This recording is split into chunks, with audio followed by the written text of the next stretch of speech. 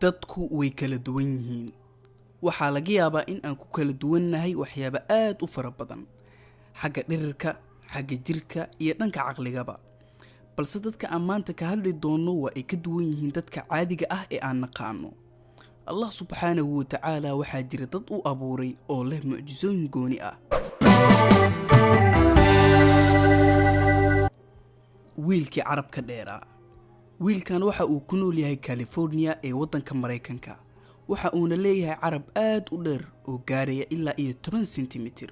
Waana mid la yaab leh. Ibrahim waxa uu u dhashay dalka Morocco. Waa ninka ugu cagaha dhaadheer dunida oo waxa uu leeyahay caga aad u dhaadheer. Haddii aad u malaynayso inaad tahay qof caga dhaadheer, waxaan kugula talin lahaa in aad sawir la gasho ninkan. Gabadhan aad u jeedaan iyana waxba kama duwan Ibrahim, oo waa gabadh cagaheedu ay aad u dhaadheer yihiin. Waxayna ka mid noqotay gabadha ugu dheer caalamka oo waxa ay ku gashay world record ama rikoodhka caalamka. Ma jirtaa in aadan cidiyahaaga jarin ugu yaraan isbuuc?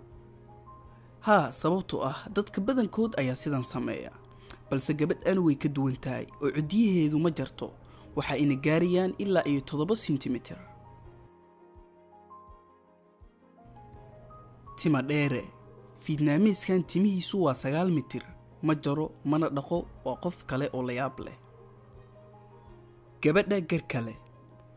Garka waxaa lagu yaqaanaa oo kaliya ragga, balse gabartan waxa ay leedahay gar la yaab leh. Ninka dhegta timaha ku leh. Waxaa laga yaabaa in dadka qaar ay dhegta timo ku leeyihiin, balse ninkan waa uu ka duwan yahay oo waxa uu world record ku galay in uu yahay ninka ugu dheer dhagaha timaha. Yaynan hilmaamin wiilkan oo isna ah nin dheer, balse faraha ugu dhaadheer caalamka ayuu leeyahay oo gaaray ilaa 31 sentimitir. Qaar ka mid ah Thailand iyo Myanmar waxay gabdhahooda qoorta u geliyaan faraantiyo si ay qoortooda u dheeraato. Sanad walbana faraanti ayaa loogu kordhiyaa gabadha iyagoo u haysta in ay ka qurux badan tahay gabadha qoorta dheer kuwa kale. Balse gabadhan qoorteedu waxa ay gaaraysaa ilaa 40 sentimitir.